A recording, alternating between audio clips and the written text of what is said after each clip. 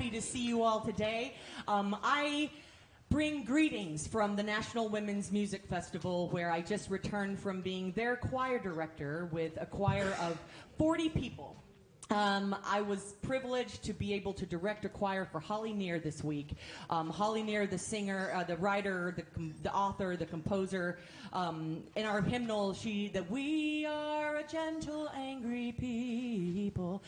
She wrote that, and I got to harmonize that for a choral accompaniment for her this past week, and it was epic. And so for our prelude today, we're going to sing that song for you. I Am Willing. I'm excited to honor Jules Taylor and Melly Edge Adams for our solos.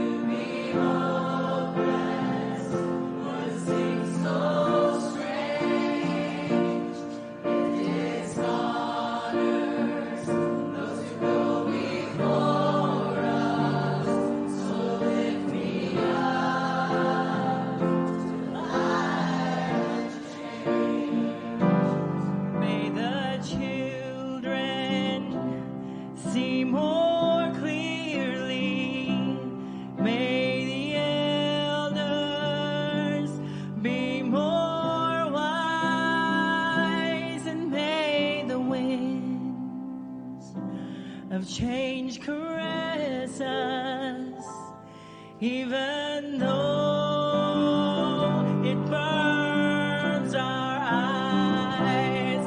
I am open and I am willing for to be hopeless.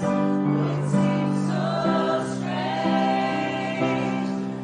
It's honors before us, so lift me up.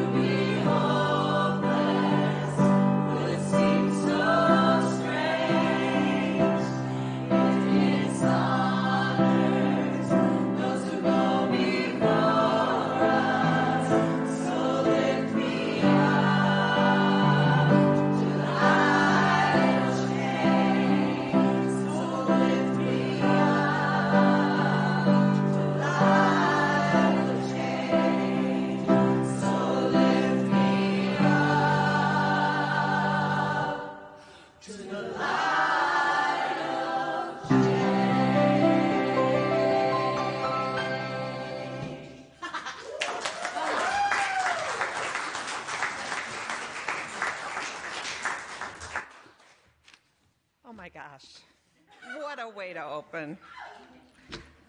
It's so wonderful to have Renee back from my home state and my favorite city of Madison, Wisconsin. And it's my pleasure to welcome you today. So my name is Kate Kowalski, and my husband Steve and I have been members of UUFF for 3 years now. I co-lead the Mindful Discussions group with the amazingly wonderful Brooke Eldridge. And I also participate in other various volunteer activities as called upon, such as being your worship associate today.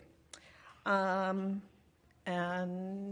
we welcome all of you today. So Unitarian Universalism is a liberal religious tradition that values freedom in religious thought and journey. We uphold the unity of our interconnections, connections to one another, to all of life, and to the precious universe of which we are all a part. We affirm the universality of love and hope as we journey together in community. And we welcome you, whoever you are at this moment, and wherever you are in your spiritual journey. We're glad you're here. So for those of you joining us online, welcome. If you are new, please check out our website, uufayetteville.org, for more information and to sign up for our weekly email. We're glad you're here. And I'm going to hold up and if you're new to UUFF in person, again, welcome. You'll find a white visitor information card in the seat back in front of you. And we'd love for you to fill it out so you can also get on our email list, and we'll keep you informed of all the happenings around UUFF. So later in our service, we're going to have some time where you are invited to come up and share a joy or concern, and drop a stone symbolizing your joy or concern into our bowl of water. If you have a joy or concern that you'd like to share, we'd invite you to fill out one of these yellow cards, also in the seat back in front of you. And there's a place on the card to indicate whether it's something you would like shared publicly or if it's to be kept confidential and just shared with the leadership. So please let us know about that. And if you're online, we welcome your joys and concerns as well. Take note that all those noted online would be shared publicly. And if anyone in attendance needs hearing assistance, our wonderful AV tech David is here to help you and can help with that. Of course, children are always welcome in our service, but there is a staff nursery downstairs if you would prefer that. So with that, I'm going to turn it over to Gene for more welcome. Good morning.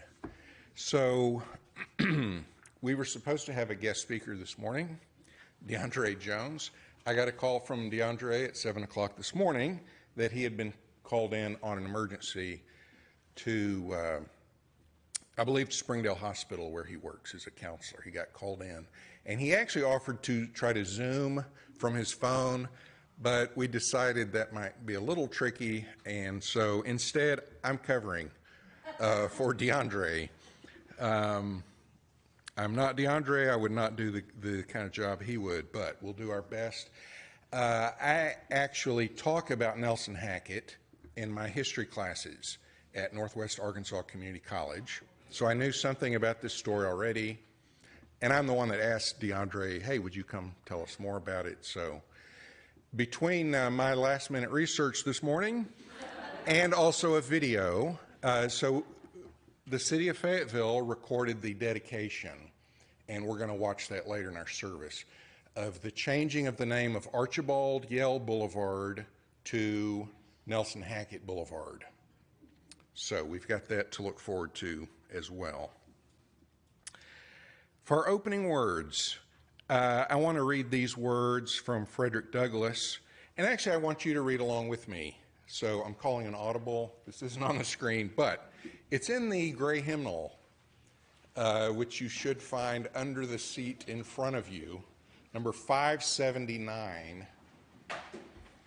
Words written by Frederick Douglass, who had some things in common with Nelson Hackett, having escaped from slavery.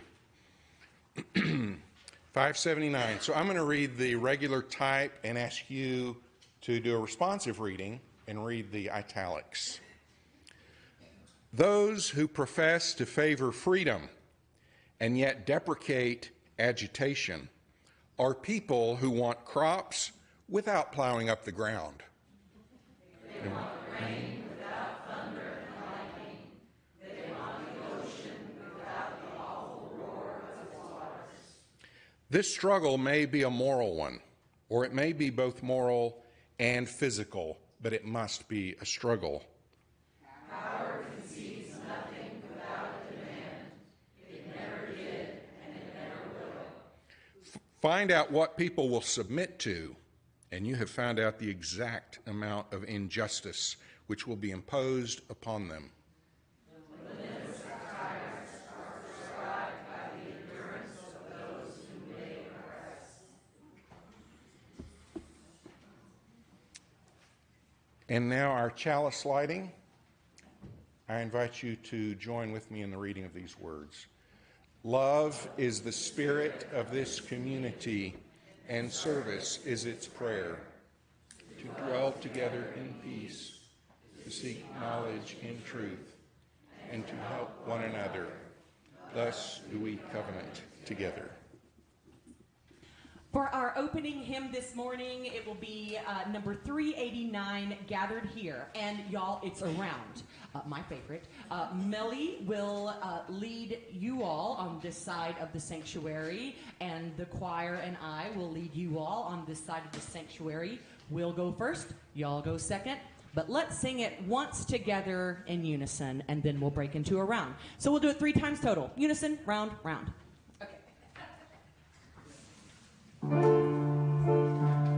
Yep, let's all rise. Gathered here in the mystery of the hour. Gathered here in one strong body. Gathered here in the struggle and the power. Spirit, draw near. Gathered here in the mystery of the hour. Gathered here in one strong body. Gathered here in the struggle and the power. Spirit, draw near. Gathered here in the mystery of the hour. Gathered here in one strong body. Gathered here in the struggles and the power. Spirit, draw near. Last one. Spirit, draw near. Oh, beautiful. You may be seated.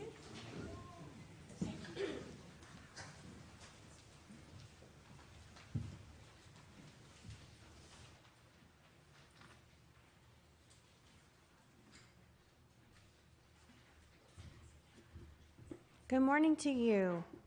Today's story for all ages is a true story. It's called Henry's Freedom Box, and the author is Ellen Levine.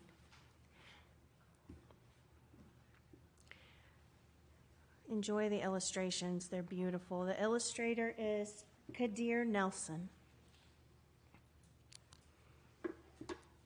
Henry Brown wasn't sure how old he was.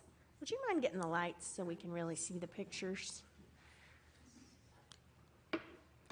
Henry Brown wasn't sure how old he was. Henry was a slave, and slaves weren't allowed to know their birthdays. Henry and his brothers and sisters worked in the big house where the master lived. Henry's master had been good to Henry and his family, but Henry's mother knew things could change. Do you see those leaves blowing in the wind? They are torn from trees like slave children are torn from their families. One morning, the master called for Henry and his mother. They climbed the wide staircase. The master lay in bed with only his head above the quilt. He was very ill. He beckoned them to come closer. Some slaves were freed by their owners. Henry's heart beat fast. Maybe the owner would set him free. But the master said, "You're a good worker, Henry. I'm giving you to my son. You must obey him and never tell a lie." Henry nodded, but he didn't say thank you. That would have been a lie. Later that day, Henry watched a bird soar high above the trees. Free bird, happy bird, Henry thought. Henry said goodbye to his family. He looked across the field. The leaves swirled in the wind. Henry worked in his new master's factory. He was good at his job. "Do not tear that tobacco leaf," the boss yelled at the new boy. He poked the boy with a stick. If you made a mistake, the boss would beat you. Henry was lonely. One day he met Nancy, who was shopping for her mistress. They walked and agreed to meet again. Henry felt like singing, but slaves didn't dare sing in the streets. Instead, he hummed all the way home. Months later, Henry asked Nancy to be his wife. When both their masters agreed, Henry and Nancy were married. Soon there was a little baby, and then another, and then another. Henry knew they were very lucky. They lived together even though they had different masters. But Nancy was worried. Her master had lost a great deal of money. "I'm afraid he will sell our children," she said. Henry sat very still. Henry worked hard all morning. He tried to forget what Nancy had said. His friend James came into the factory. He whispered to Henry, "Your wife and children were just sold at the slave market." "No," cried Henry. Henry couldn't move. He couldn't think. He couldn't work. "Twist that tobacco," the boss poked Henry. Henry twisted tobacco leaves. His heart twisted in his chest. At lunchtime, Henry rushed to the center of town. A large group of slaves were tied together. The owner shouted at them. Henry looked for his family. "Father! Father!" Henry watched his children disappear down the road. Where was Nancy? He saw her just the moment she saw him. When he wiped away his tears, Nancy, too, was gone. Henry no longer sang. He could not hum. He went to work, and at night he ate supper and went to bed. Henry tried to think of happy times, but all he could see were the carts carrying away everyone he loved. Henry knew he would never see his family again. Many weeks passed. One morning, Henry heard singing. A little bird flew out of a tree into the open sky, and Henry thought about being free. But how? As he lifted a crate, he knew the answer. He asked James and Dr. Smith to help him. Dr. Smith was a white man who thought slavery was wrong. They met early the next day at an empty warehouse. Henry arrived with a box. "I will mail myself to a place where there are no slaves," he said. James stared at the box and then at Henry. "What if you cough and someone hears you?" "I'll cover my mouth and hope," said Henry. Dr. Smith wrote on the box, "To William H. Johnson, Arch Street, Philadelphia, Pennsylvania." Henry would be delivered to friends in Philadelphia. Then he printed on the crate with big letters, "This side up, with care." Henry needed an excuse to stay home, or the work boss would think he had run off. James pointed to Henry's sore finger, but Henry knew it wasn't bad enough. He opened a bottle of oil of vitriol.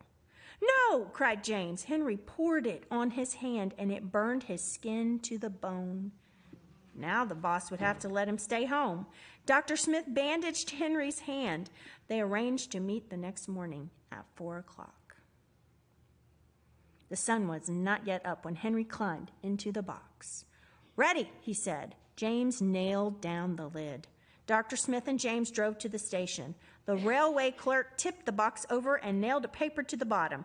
Dr. Smith begged the clerks to be careful, but they didn't listen. They threw the box into the baggage car. Hours passed. Henry was lifted up and thrown again upside down. He heard waves splashing. This must be the steamboat headed for Washington, D.C. The ship rode smoothly, but Henry was still upside down. Blood rushed to his head. His face got hot. His eyes ached. He thought his head would burst, but he was afraid to move. Someone might hear him.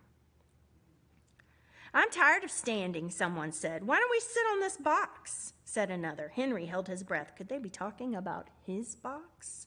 Henry was pushed. The box scraped the deck. Now he was on his right side, now on his left, and suddenly right side up. "What do you think is in here?" said the first man. "Mail, I guess," said the other. Well, I am mail, thought Henry, but not the kind they imagine. Henry was carried off the steamboat and placed in a railroad car, this time head up. He fell asleep to the rattling song of the train wheels. He woke to loud knocking. "Henry, are you all right in there?" "All right," he answered. The cover was pried open. Henry stretched and stood up. 4 men smiled at him. "Welcome to Philadelphia." That's the end.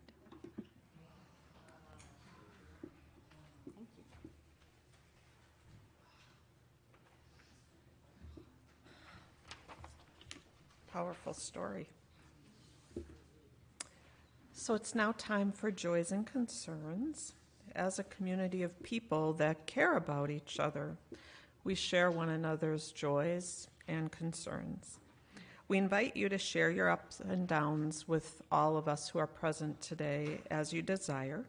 You can come to the front and drop a stone for any joy or concern, shared or confidential, expressed or held in your heart. As you drop your stone, may you experience the spreading of love and support. And if you filled out a card, please indicate whether it's okay to share your joy or concern publicly, or if you prefer that it be kept confidential.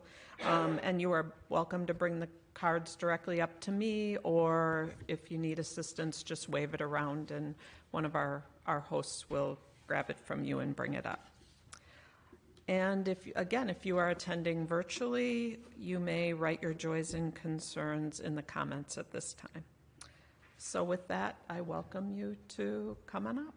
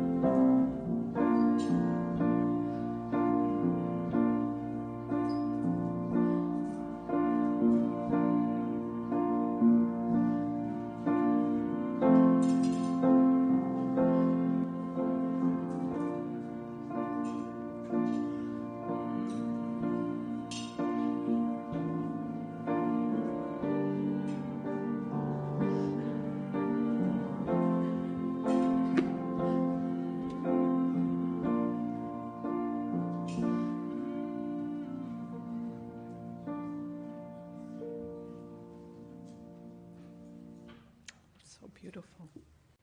This is such a wonderful community. So I am going to drop a stone. Oh, that would be delightful. Thank you, Renee. So we drop a stone for joys and concerns not spoken, and we drop another for joys and concerns we will experience in the coming week. And with that, I invite us all just to take a moment of silence as we hold these joys and concerns in our hearts.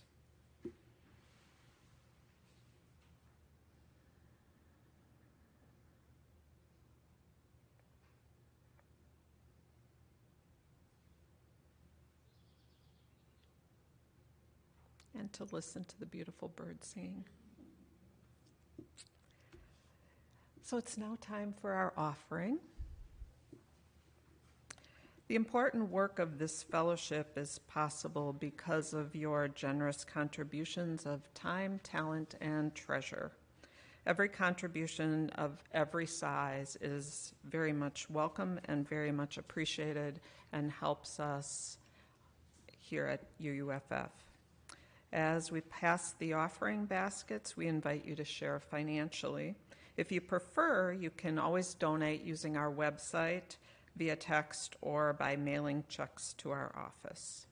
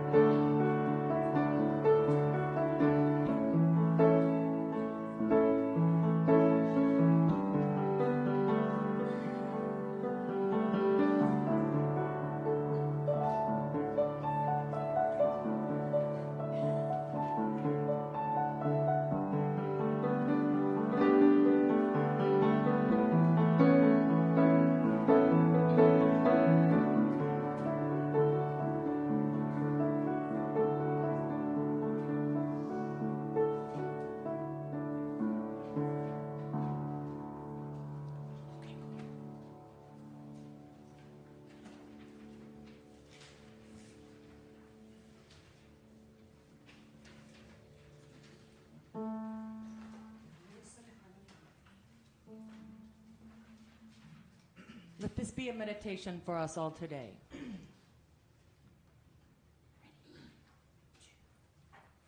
They will remain when we return.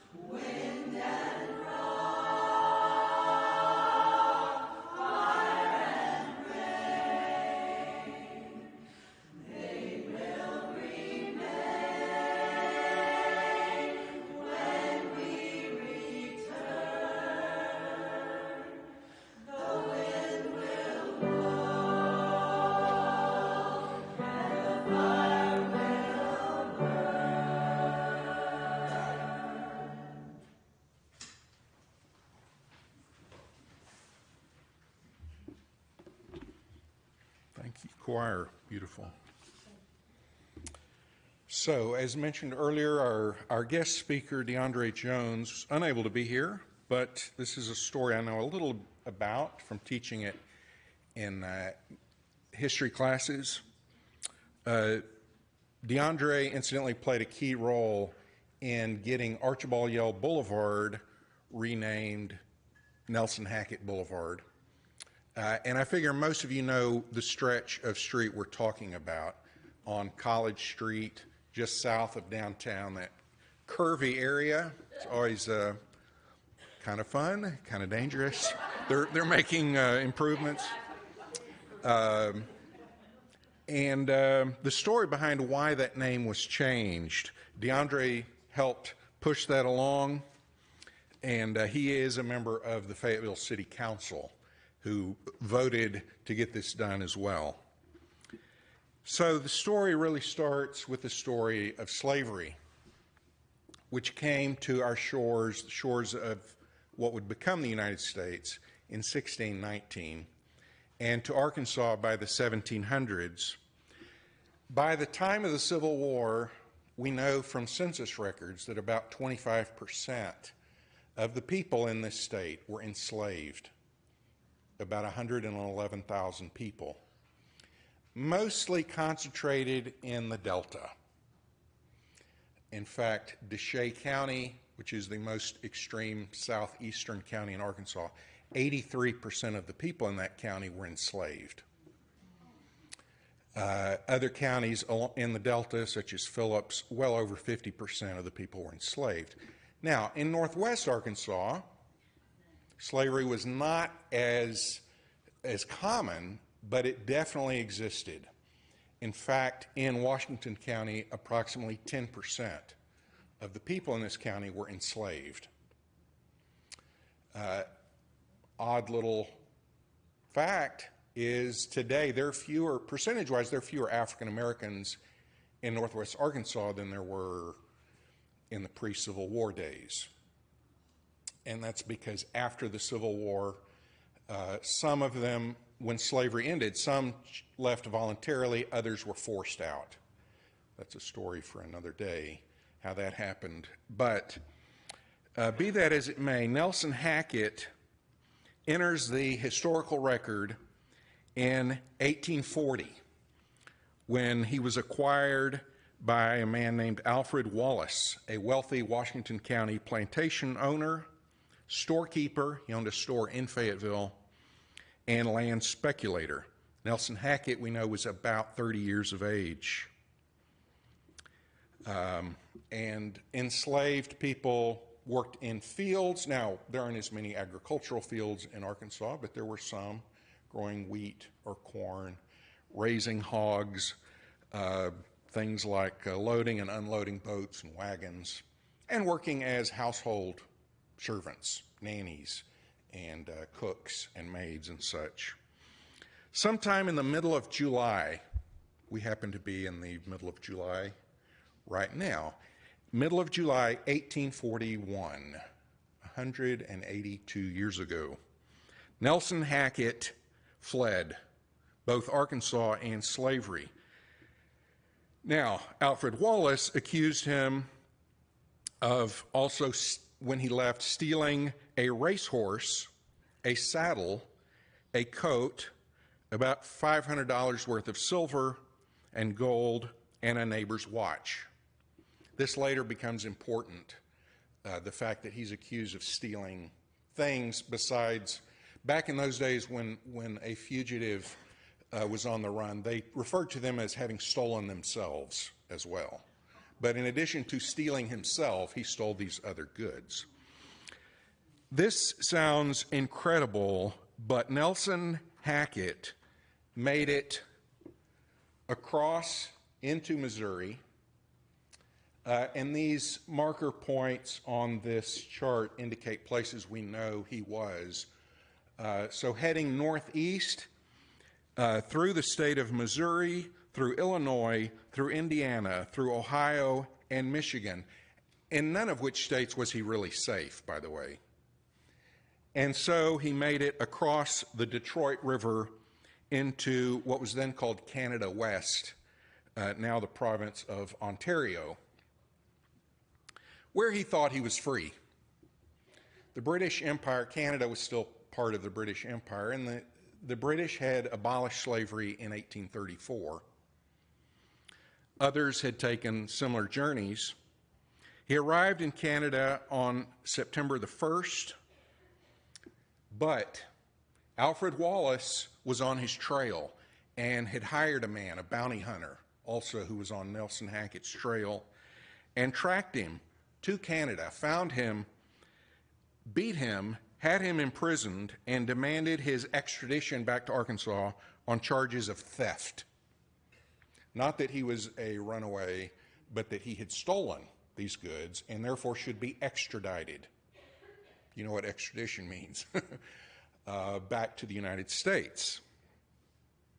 It's at this moment that the story of Nelson Hackett, who probably otherwise none of us would have ever heard of, became an international sensation. Southerners, white Southerners, demanding that this man be returned. Abolitionists, and by the way, not everybody in the North was an abolitionist. Only about 5% of Northerners were abolitionists, and the rest of Northerners considered them troublemakers and crazy. And also this became an international cause in Britain and in France and other countries that had abolished or were on the verge of abolishing slavery. A struggle, a tug of war over this one individual. And so it was up to the authorities in Canada. And they were reluctant, but the law, unfortunately, was on the side of those who wanted Nelson Hackett returned. The Attorney General for Upper Canada stalled, and he said, you know what, the extradition order came from the governor of Michigan. Michigan doesn't get off the hook in this story. The governor of Michigan was the one who requested the extradition. And the governor of this part of Canada said, no, what does Michigan have to do with it? The request must come from Arkansas. And so the governor of Arkansas, whose name was Archibald Yell, the first congressman from Arkansas, second governor, later killed in the Mexican War in Mexico. At any rate, an interesting fellow buried in Fayetteville, a native of Fayetteville. Actually, he's a native of Tennessee, but he lived in Fayetteville. Archibald Yell made the formal request to Canadian authorities for Hackett's extradition. Hackett himself appealed in a petition stating that if returned to Arkansas, he would be, quote, tortured in a manner that to hang him at once would be a mercy.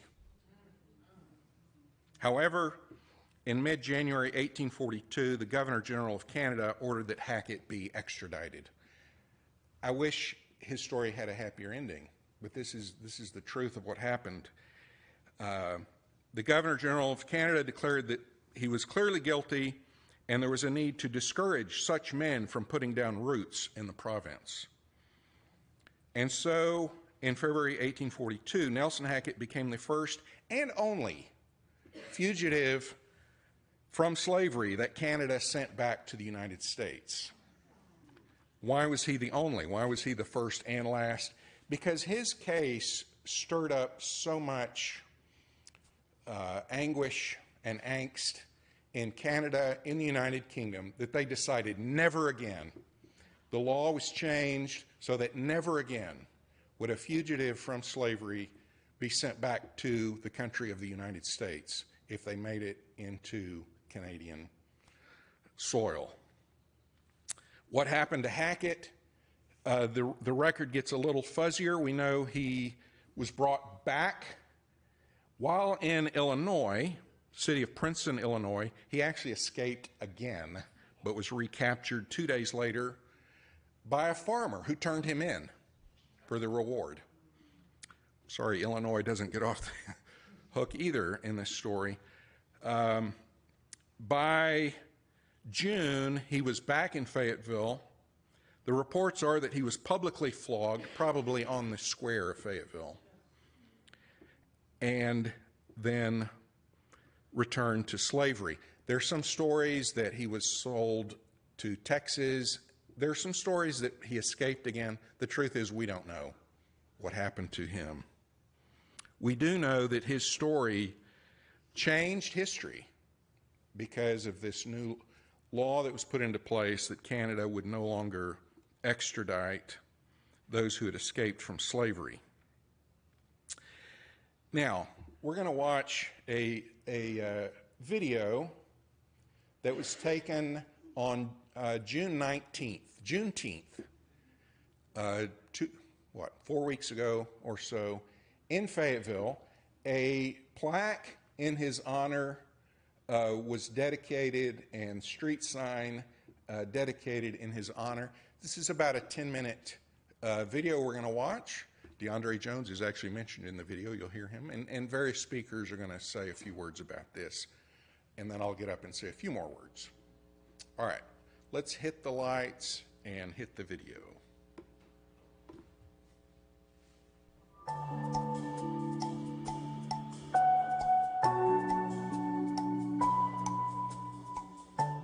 Good evening, everyone. I'm Fayetteville Mayor Lionel Jordan. Yes, it is my honor to help dedicate this historical marker and share our new street sign with you today. But first, I want to thank a few people for helping us get here today. I want to give a big thank you to our Black Heritage Preservation Commission, and I want to, yes. And I want to thank Councilmember DeAndre Jones. Andre, where are you at?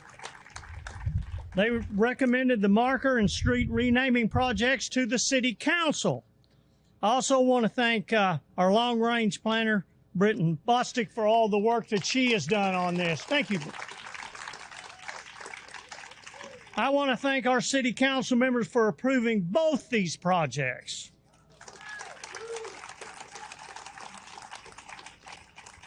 I want to thank Dr. Michael Pierce and Jerry Hogan, who helped write the text for the marker. Let's give them all a big round of applause now. Let's not hold back today. We waited 180 years for this. Yes. I want to thank Dr. Pierce. He is the lead scholar for the Nelson Hackett Project at the University of Arkansas. Yes. Now, Dr. Pierce has helped shine a light on someone who needs to be remembered today. It's a lesser known part of our history, but very important. 180 years ago, Nelson Hackett labored as a slave right here on the square. He escaped his enslavement and fled to Canada, where he could be free. About a year later, the U.S. government forced him to return to Fayetteville and into slavery. Nelson Hackett's experience caused debate not only in this country, but internationally. The British government changed its laws to prevent enslaved people from being extradited like Mr. Hackett was. This marker and our renamed street are a way to honor Nelson Hackett and remember his experiences. It is also a recognition of the valuable history and heritage and contributions of Fayetteville's black residents. Yes. Today we recognize Nelson Hackett's story in a tangible way. He is part of Fayetteville's history and deserves to be remembered. Now I would like to invite J.L. Jennings up to the podium to speak. J.L. Thank you, Mr. Mayor, for your support for belonging and equity in our city and for your leadership that creates the space for events like this today.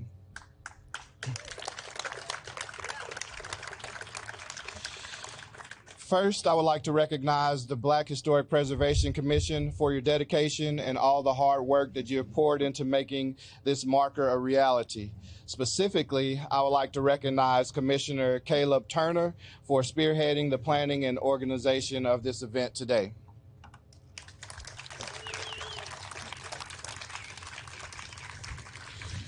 Words could not express how much I appreciate Britton Bostic. On behalf of the commission, we would like to sincerely thank you for guiding us through this process and everything that you do behind the scenes to help our commission run smoothly.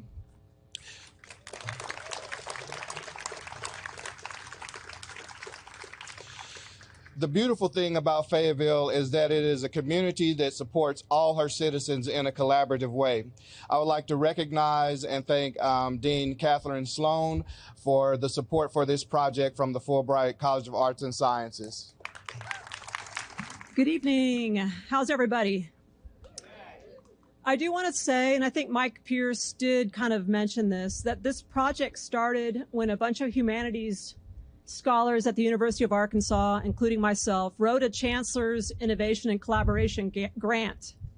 And this resulted, of course, in Mike Pierce kind of brainstorming this project in a public humanities kind of sphere. And he included people like Carrie Banton, who many of you might know. She's actually in Ghana on study abroad currently. But more importantly, this kind of project shows that there's no division between the so-called town and gown, right? Fulbright College is known for these great community collaborations.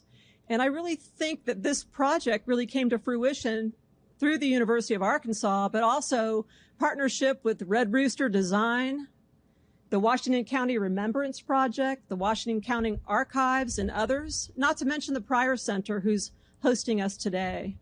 But I really also want to take just a few more moments, and I told JL that I wouldn't be long, but I think this is a perfect opportunity for me to stress, and I may be preaching to the choir here, but humanities and history matter. We live in a world where a lot of the funding goes towards STEM, right? We need STEM fields, obviously, but we can't lose sight of the liberal arts education or the practice of layman's history, right? History is what teaches us to be empathetic, to identify with people in the past, people that are different than us, to think about societies in their context, to be an informed citizenry, right? When we go to the ballot box. It's very important, especially in this time and age. So go out, practice history, ask questions. It was Mike Pierce who had read about Nelson Hackett very briefly in a few historical documents, but then uncovered that mystery, that puzzle, by collaborating with others to kind of flesh out this beautiful picture of an individual that left no records and no voice, but is important nonetheless. But we have a lot of records out there also where we can glean voices and glean perspectives. Don't let the humanities and history die. Be informed citizens. Practice it whether you have a degree or not. So thank you very much. I'd like to continue by recognizing and thanking Dr. Michael Pierce from the History Department at the University and Dr. Carrie Banton from the African American Studies program for bringing Mr. Hackett's story to life and for educating our commission on the significance of Mr. Hackett to Arkansas history. Additionally, I would like to recognize Mary McGettrick and Sherry Smith for their contributions for making today a reality, and Mr. Jerry Hogan for authoring the text that will be displayed on the marker. Finally, I would like to recognize and thank the Black History Commission of Arkansas for awarding us the grant that funded this project.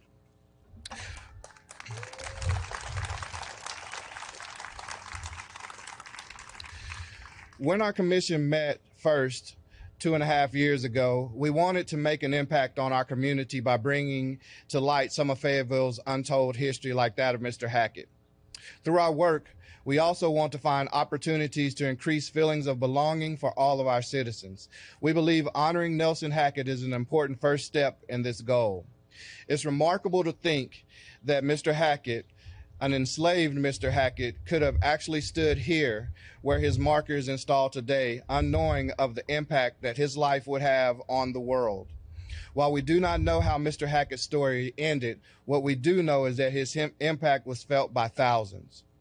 Not only are we honoring Mr. Hackett with this beautiful bronze marker, but we are also honoring him by renaming a street.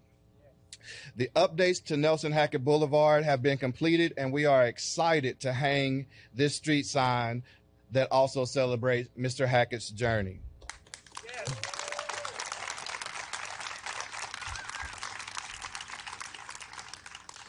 While we're proud of the work that our commission has done in such a short period of time, our work is not complete. There's still more to be done. Fayetteville's Black Heritage Preservation Commission will seek opportunities to preserve and protect Black culture and seek ways to honor and commemorate Fayetteville's untold story. So please join us after the unveiling at the Pryor Center for a reception and a little bit of some Delta blues. And also feel free to take pictures with the marker tonight or anytime in the future. So thank you. And with that, I'll turn it back over to Mayor Jordan. Okay. All right, now let us unveil the marker.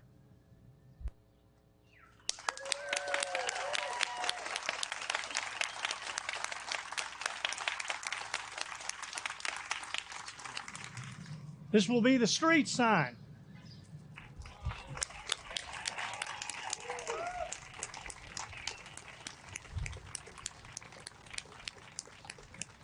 I want to thank you all for being here, and I hope you will take a minute to visit the marker and take photos tonight or anytime you are at the square. Thank you all very much for being here.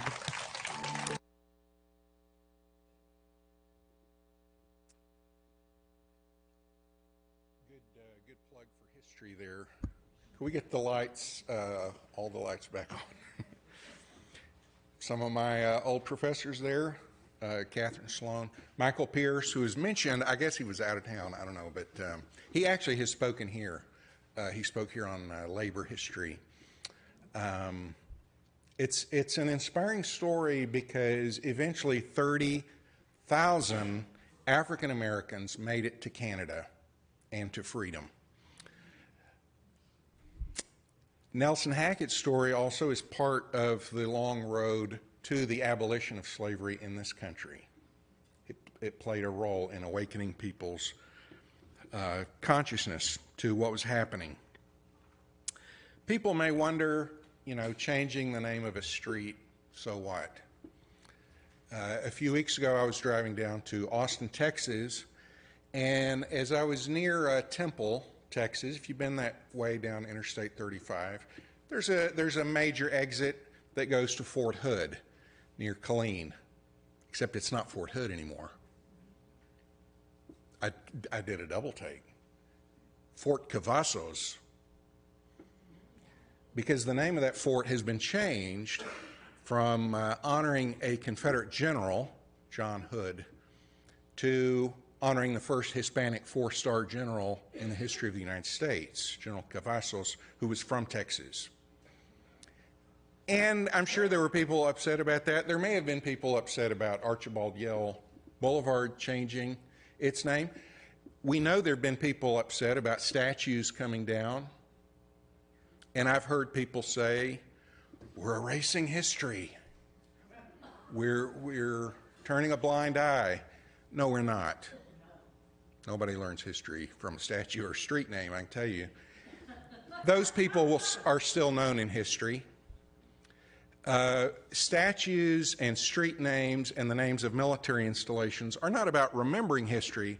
They're about telling us who to honor, who to remember, who to celebrate in our history. Is it Archibald Yell or Nelson Hackett? It's Nelson Hackett. And it's a long time coming, and the work is not done.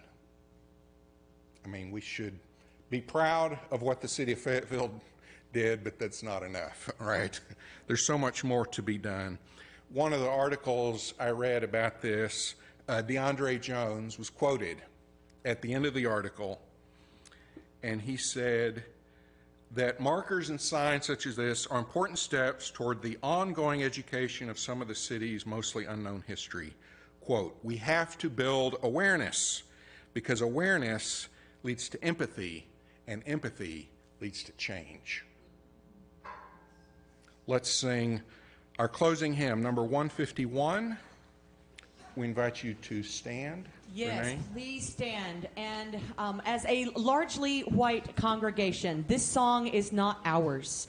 We sing this in honor and in respect and in shoulder-to-shoulder solidarity with our siblings of color.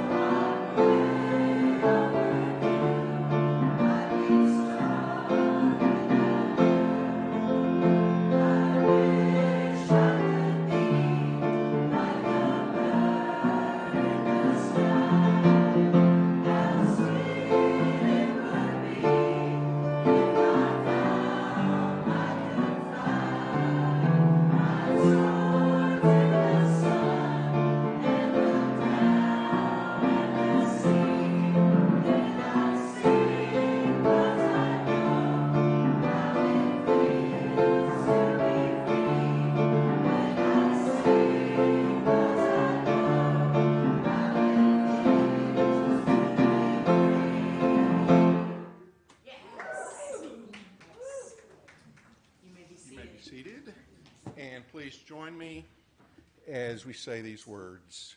We extinguish this flame, but not the light of truth, the warmth of community, or the fire of commitment. These we carry in our hearts until we are together again. And you may go ahead and rise. This will be your post. Oh, I'm so sorry. Don't you want to hear the announcements, Renee? This is the highlight of the service. You're right.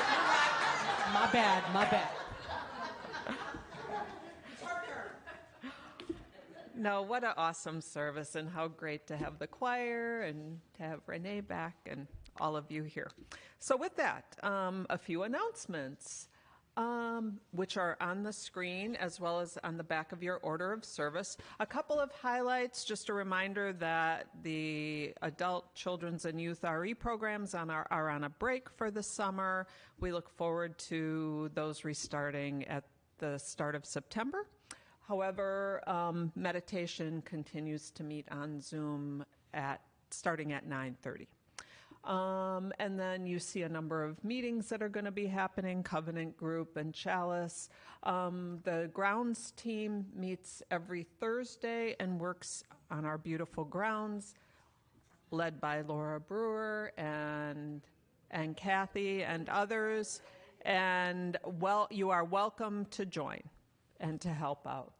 And then, really important reminder, Kathy mentioned it during Joys and Concerns, but I'll just reinforce it. Next Saturday, a celebration of Mike Shermer and his wonderful life and all he brought to those of us here at UUFF. So all are welcome. Starts at 11 o'clock, and be delighted to have you. And now, I invite you to enjoy the postlude and to feel free and connect with others and enjoy a refreshment while you do. Thanks, Renee. Thanks.